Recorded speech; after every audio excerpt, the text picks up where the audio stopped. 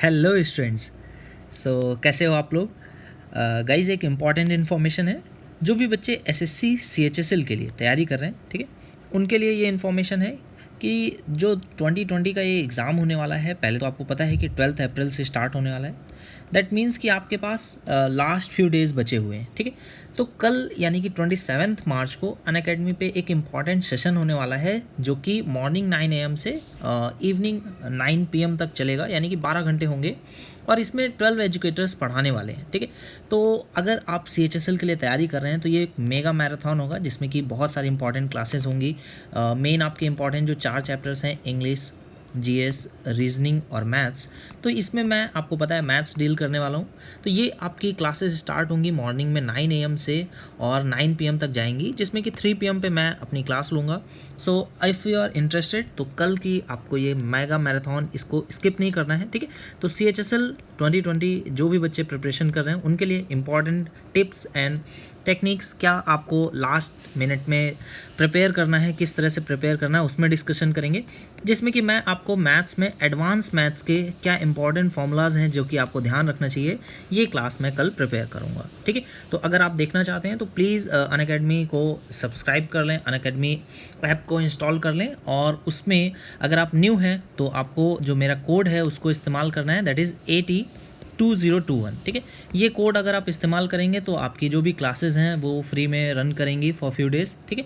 तो AT2021 ये code इस्तेमाल करना नहीं भूलें, और नीचे वीडियो के डिस्क्रिप्शन में मैंने सारी लिंक्स प्रोवाइड कर दी हैं जिसके थ्रू आप इस वीडियो को देख सकते हैं, और 3 PM पे मेरी क्लास मैथ्स की जो होगी उसको भी आप देख सकते हैं, ठीक है। पूरे 12 आवर्स आपके 12 एजुकेटर्स होंगे, सभी को 1 आवर का टाइम रहेगा। जो भी इंपॉर्टेंट इन्फॉर्मेशन वो देना चाहते हैं वो आप तक पहुंचाएंगे, ओके। सो कोई भी वीडियो की लिंक अगर आप चाहते हैं तो वो इसी वीडियो के डिस्क्रिप्शन बॉक्स में मिल जाएगी। साथ ही साथ मुझे फॉलो करने के लिए जो लिंक है वो भी आपको डिस्क्रिप्शन बॉक्स में मिल जाएगी, ओके। सो स्टार्ट करते हैं आज का सेशन। तो स्टार्ट करते हैं आज का सेशन। 19 मार्च का शिफ्ट 2 का पेपर आज हम लोग करेंगे। गाइज पहला ही क्वेश्चन आसान सा क्वेश्चन है, देखो क्या कह रहा है।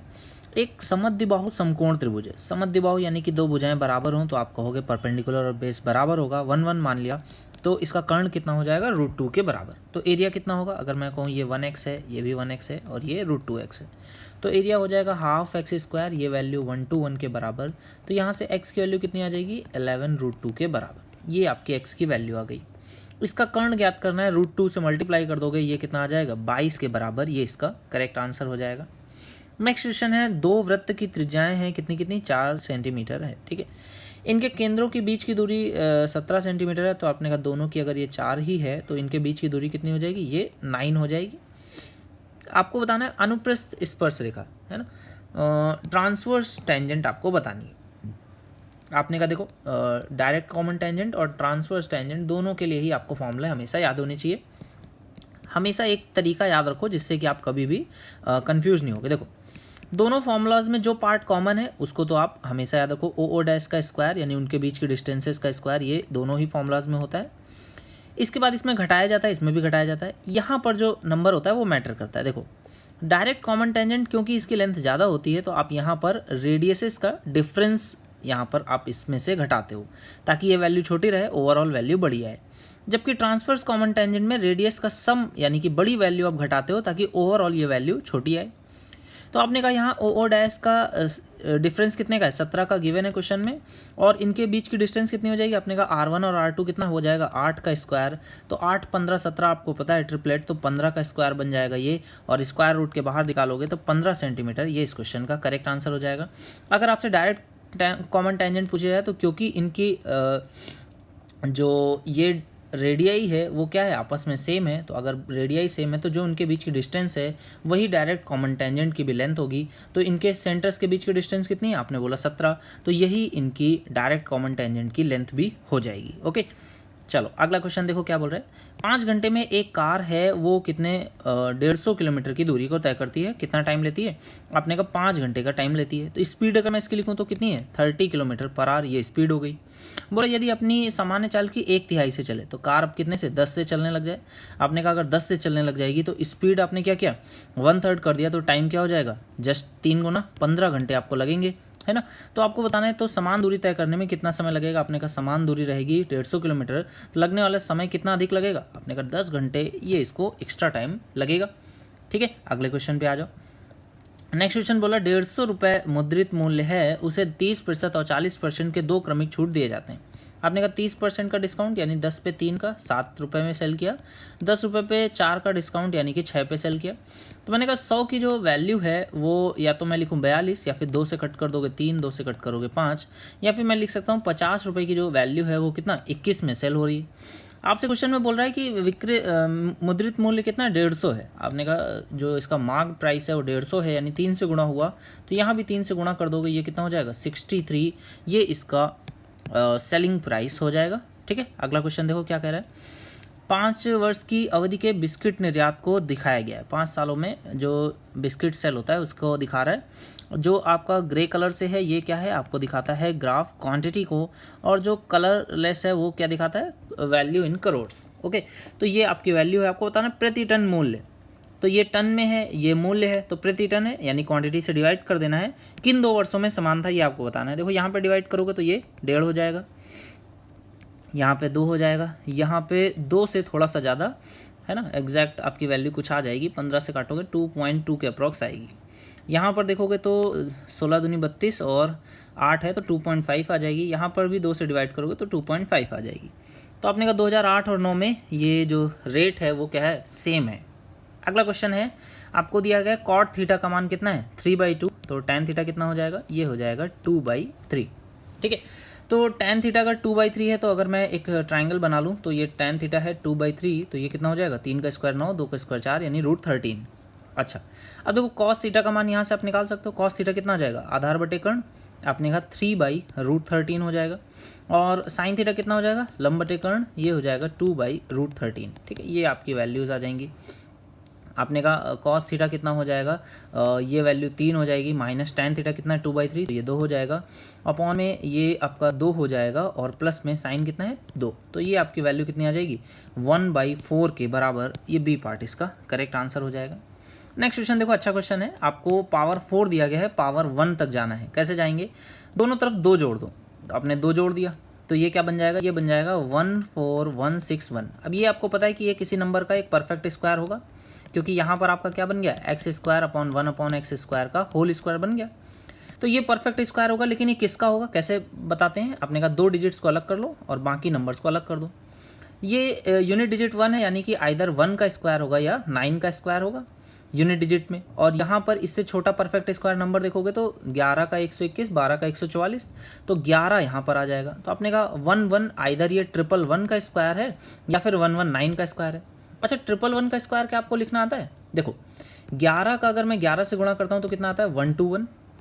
111 का अगर मैं 111 से गुणा करता हूँ तो कितना आता है 12321।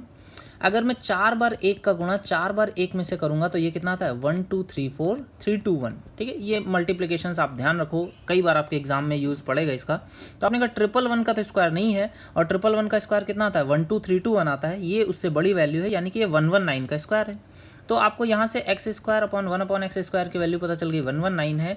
दोनों तरफ जोड़ दोगे तो ये x + 1/x समान कितना हो जाएगा 121 का स्क्वायर रूट ले लोगे, ये बन जाएगा 11 के बराबर। ठीक है, अगला क्वेश्चन देखो, बोल रहा है ए बी और सी एक ट्राइंगल की AX ये आपकी माध्यिका है, और BY ये आपकी माध्यिका है, और CZ ये आपकी इस तरह से माध्यिका है। ठीक है, आपने 3 माध्यिकाएं इस तरह से ड्रॉ कर दी हैं, जो कि किस पॉइंट पे L पॉइंट पर प्रतिच्छेदित करती हैं।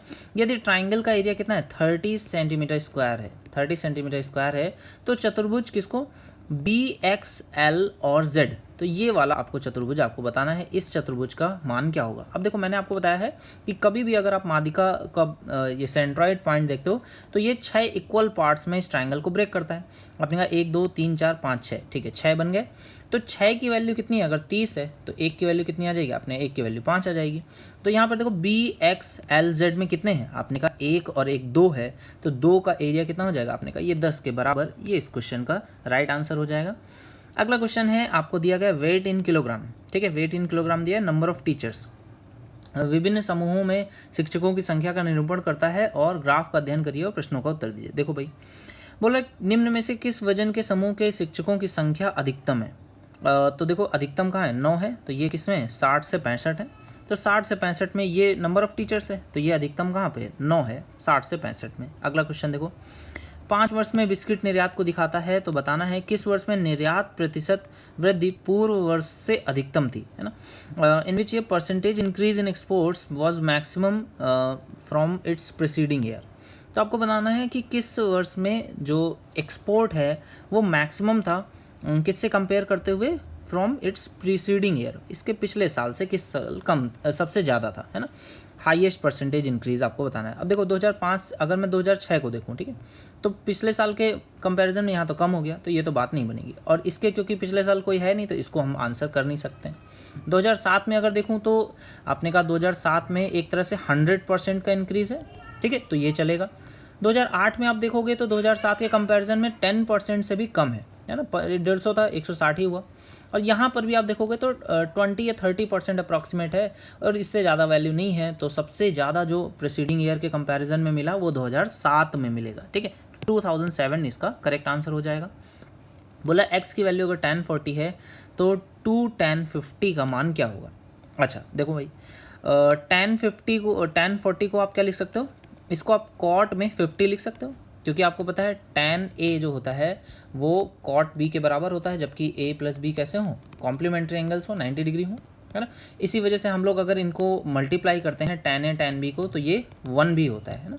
तो आपने कहा tan a tan b 1 भी होता है अगर a प्लस b कैसा हो, 90 हो। तो आपने कहा यहाँ से डायरेक्टली भी मैं बता सकता हूँ कि अगर tan 40 की वैल्यू x है तो tan 50 का अगर इसमें मैं मल्टीप्लाई कर दूँ तो ये 1 हो जाएगा।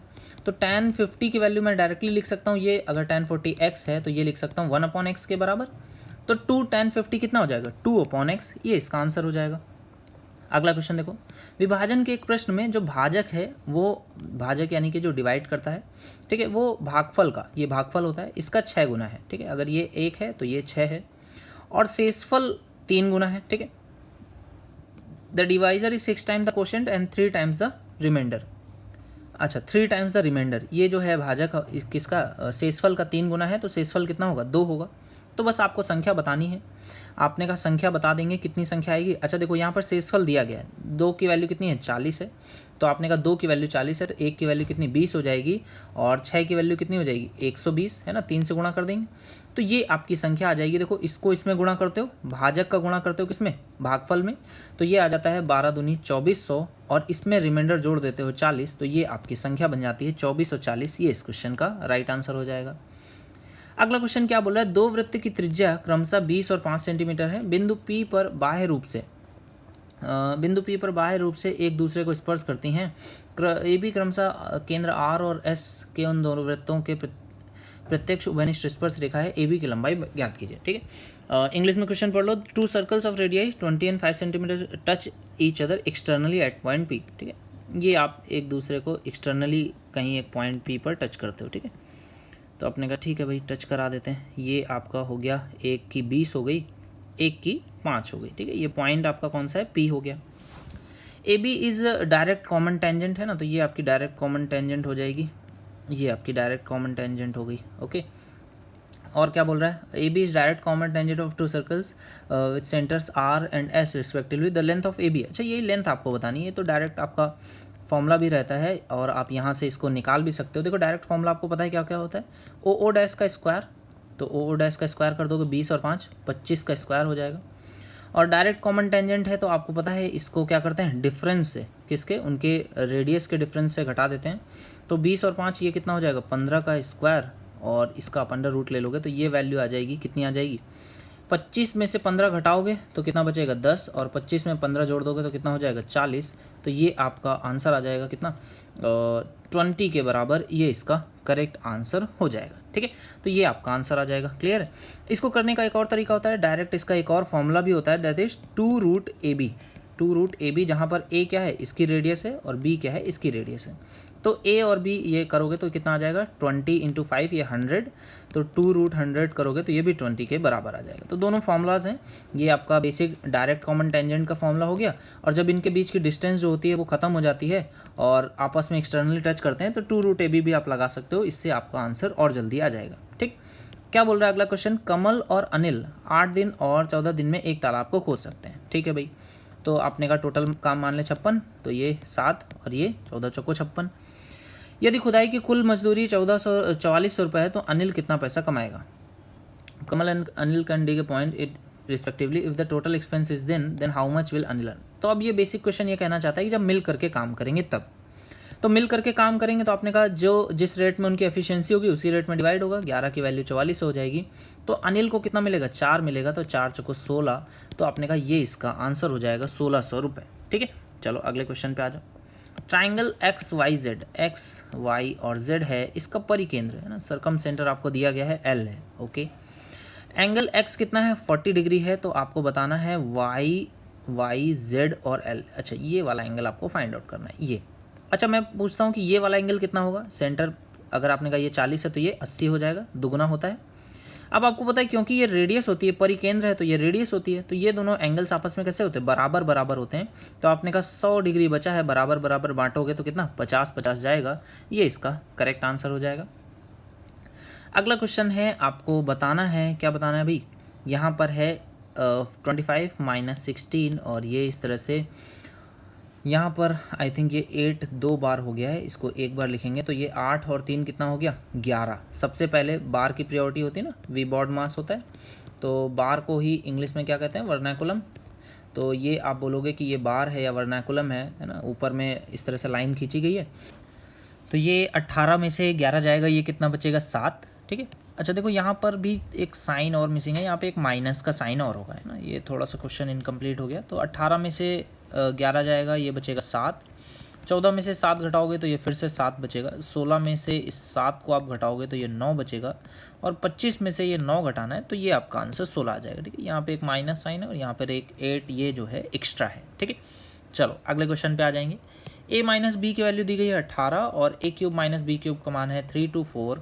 आपने कहा a cube minus B cube क्या हो जाएगा? a माइनस बी, ब्रैकेट में क्या आएगा? a square plus B square plus A B के बराबर। ठीक, तो इस पार्ट की वैल्यू निकल आएगी कितनी? आपने कहा a माइनस बी 18 है, यहाँ 18 का स्क्वायर है तो ये 18 बचेगा। आपने कहा a माइनस बी अगर इतना है तो स्क्वायर अगर मैं इसका करूँगा तो कितना आएगा? आपने कहा a square plus B square minus 2ab, इसकी वैल्यू भी 3 to 4 होगी। अगर मैं इन दोनों को जोड़ दूं या इसमें से इसको घटा दूं, है ना, घटाने पे a square B square cut जाएगा। तो आपने कहा ऊपर इस वाले में से अगर इसको घटाऊंगा तो माइनस 3ab बचेगा, है ना, और 3 to 4 में से अगर मैं 18 घटाता हूं तो कितना बचेगा? आपने कहा 306, ये आपका वैल्यू बचेगा। तो ए बी की वैल्यू कितनी आ जाएगी? आपने कहा 3 से कट कर देंगे 102, और ये माइनस साइन है तो ए बी का वैल्यू माइनस का 102 ये आपका आ जाएगा। फिर से ये क्वेश्चन आपका जो सेलिंग वाला प्रोडक्ट था उस पे आ गया है। बोला 2005 से 2006 तक निर्यात मात्रा में कितने प्रतिशत की कमी हुई थी? 2005 से 2006, तो आपने कहा 100 किलो पहले सेल कर रहा था तो अब 75 ही किलो रह गया। टन में अगर है तो भी क्या हुआ? आपने कहा 100 से 75 गया, 25 की कमी है 100 पे, तो ये डायरेक्टली 25% की कमी हो गई। अगला क्वेश्चन बोला है, एक व्यक्ति ने अपनी बाइक 25% लाभ पर 25,000 रुपये में बेची। 25% लाभ यानी कि 4 से 5, आपने कहा 5 की चीज़ ये 25 में गई है तो 4 की वैल्यू कितनी आ जाएगी? आपने कहा ये 20,000 में हो जाएगी। उसे इसे कितने मूल्य पर बेचा जिससे उसे 15% की हानि हुई? तो आपने कहा 20 पे 15% की वैल्यू निकाल लोगे। 15% कितना होता है? 3/20, तो आपने कहा 20 पे 3 का लॉस ले लेगा, यानी कि 17,000 में वो इसको सेल कर देगा। तो ये इस क्वेश्चन का आंसर 17,000 हो जाएगा, है ना। 15% का अगर आपको फ्रैक्शनल वैल्यू पता है तो ये 3/20 होता है। अगला क्वेश्चन देखो क्या कह रहा है, 40 संख्याओं का औसत कितना है? 36 है। पहली 25 संख्याओं का औसत कितना है? 31 है। अंतिम 16 संख्याओं का औसत 43 है। 25वीं संख्या आपको बतानी है। आपने कहा 40 है, पहली 25 और अंतिम 16, ठीक है, ये आपकी वैल्यू इस तरह से दी गई है। आपने कहा यहाँ पे 25 संख्याएं मैं लिखता हूँ, इनका एवरेज कितना है? 31। यहाँ पे मैं 16 संख्याएं लिखता हूँ, एक संख्या बीच में कॉमन है ना। इन 16 संख्याओं का औसत कितना? आपने कहा 43 है। टोटल जो 40 संख्या है उनका औसत कितना है? 36 है। अब देखो डेविएशन चेक कर लेते हैं। तो आपने कहा यहाँ पर डेविएशन माइनस का 5 है और 25 संख्या है तो माइनस का 125 का डेविएशन आ रहा है। यहाँ पर देखो प्लस का डेविएशन है कितने का? आपने कहा 7 प्लस का डेविएशन है और 16 सत्ते, आपने कहा 16 पच्चे 85, 16 पंचे 80, 16 छक्का 96, 16 सत्ते 112, है ना। तो ये आपका प्लस का 112 का डेविएशन है। तो आपने कहा नेट अफेक्ट कितने का आया? नेट माइनस में डेविएशन है 13 का, तो माइनस का 13 डेविएशन उसी 25वीं संख्या की वजह से होगा। तो आपने कहा -13 का डेविएशन है, यानी अगर मैं उसकी एक्चुअल वैल्यू देखना चाहूँ तो एवरेज से 13 कम कर दोगे तो ये 23 ये उसकी एक्चुअल वैल्यू हो जाएगी। अगला क्वेश्चन देखो, एक महिला प्रतिदिन 1,000 रुपये कमाती है, कुछ हफ्तों के बाद वह 1160 रुपये प्रतिदिन कमाती है, उसकी कमाई में कितने प्रतिशत की वृद्धि हुई? आपने कहा 1,000 से 1,160 या फिर 100 से कहूँ तो 116, तो 16% की इंक्रीमेंट इसकी कमाई में हुआ है। ठीक है, अगला क्वेश्चन देखो क्या बोला है, साइन थीटा का मान है 2x, कॉस थीटा का मान है 2/x, तो आपको बताना है इसकी वैल्यू। मैंने कहा sine square x cos square x का वैल्यू कितना होता है? 1 होता है। दोनों का स्क्वायर करके जोड़ दोगे तो 4x² प्लस 4/x², इसकी वैल्यू कितनी आ जाएगी? 1। यही आपसे क्वेश्चन में पूछ रहा है, इसका मान 1 के बराबर हो जाएगा, ये इसका करेक्ट आंसर हो जाएगा। अगला क्वेश्चन है, वृत्त के चतुर्थांश का क्षेत्रफल जिसकी परिधि कितनी है? 22 है।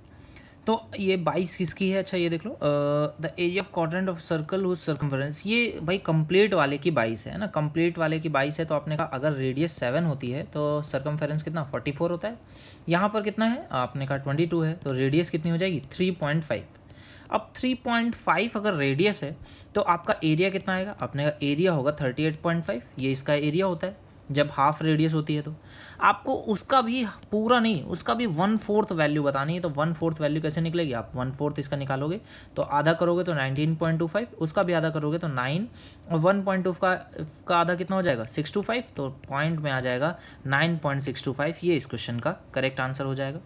अगला क्वेश्चन है, 16 और 19 के अनुपात के प्रत्येक में कितना घटाया जाए ताकि यह 7 और 6 हो जाए? भाई देखो 16 और 19 अगर सेम चीज़ें दोनों से घटाओगे तो उनके बीच का अंतर चेंज नहीं होना चाहिए। आपने कहा यहाँ पे कितने का? 3 का, यहाँ पर 1 का है, इनके बीच का अंतर भी 3 होना चाहिए। आपने कहा 3 से गुणा करोगे तो ये आ जाएगा 21, 3 से गुणा करोगे 18, तो यहाँ पर कितना हो गया? गाइज वैसे तो ये पॉसिबल ही नहीं है, लेकिन इस क्वेश्चन को अगर करा जाएगा तो देखो इसका आंसर तो रॉन्ग है, ये तो कन्फर्म है। अब ये फिर भी अगर करना हो तो इसको कैसे कर सकते हो? देखो वो मैं बता देता हूँ कि 16 और 19 जैसे है, ठीक है, तो दोनों में ही कुछ घटाना है, तो इस तरह से आप घटा दोगे और ये वैल्यू कितनी आ गई? 7 और 6 आ गई, है ना। इसको सॉल्व करोगे तो देखो कितना आ जाएगा? 16 6 96 है ना, 96 माइनस 60, और ये हो जाएगा 19 7 133 माइनस 70 है ना, तो टी साइड आ जाएगा। ये वैल्यू कितनी हो जाएगी? 133 है, 96 है, तो 33 और 4 37 आ गया। अब देखो ये जो वैल्यू आई है ना, ये आ भले ही गई है लेकिन ये है रॉन्ग। कैसे रॉन्ग है वो आप समझ लो। देखो अगर आपका ये नंबर है 16 और ये नंबर है 19, इसमें से अगर मैं 37 घटाता हूँ तो ये वैल्यू देखो कितनी आ जाएगी? ये वैल्यू असल में यहाँ से पॉजिटिव से हम लोग निगेटिव की तरफ चले गए ना, पॉजिटिव से निगेटिव की तरफ चले गए, इस वजह से ये पॉसिबल हो पा रहा है। अगर हम लोग दोनों संख्याओं को पॉजिटिव ही रख पाएँ तो ये पॉसिबल नहीं है ना, तो इस तरह से फिर ये प्रूफ हो जाएगा, फिर ये करेक्ट भी हो जाएगा, क्योंकि अब यहाँ पर हम लोग पॉजिटिव से निगेटिव की तरफ चले जाएंगे तो फिर ये तरीका जो है इससे आंसर नहीं आएगा, फिर आपको ये बेसिक मेथड से इसको करना पड़ जाएगा।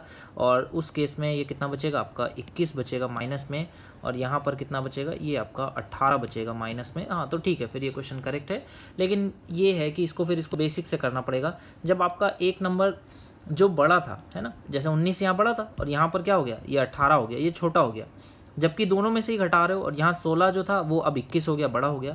तो ये डायरेक्टली पॉसिबल नहीं है, ये तब पॉसिबल है जब आप पॉजिटिव साइड से निगेटिव साइड आ जाओगे। उस केस में आपको क्या करना पड़ेगा? बेसिक से इस क्वेश्चन को करना पड़ेगा। ओके चलो लास्ट क्वेश्चन पे आ जाओ। क्या कह रहा है? सुरेश ने साधारण ब्याज पर 5 वर्ष के लिए राकेश को रुपए दिए। 5 वर्ष के अंत में राकेश ने मिश्र धन चुकाने के लिए सुरेश को धनराशि का 9/8 भुगतान किया। मतलब 8 अगर लिया था तो 9 उसने भुगतान कर दिया। तो एक जो है वो सिंपल इंटरेस्ट है, कितने समय में? 5 साल में। तो आपने कहा principal into rate into time. अब रेट आपको नहीं पता है तो अपॉन में 100% के फॉर्म में लिख लिया, ये वैल्यू 1 के बराबर। तो आर की वैल्यू कितनी आ गई? 100/8 पंचे 40, और ये वैल्यू आ गई 10/4 या फिर 5/2 या फिर 2.5% के बराबर। तो रेट परसेंट कितना हो जाएगा? 2.5%। ये इसका करेक्ट आंसर हो जाएगा। क्लियर है? सभी को समझ में आ गया? सो मिलते हैं नेक्स्ट वीडियो में। Thank you for watching guys.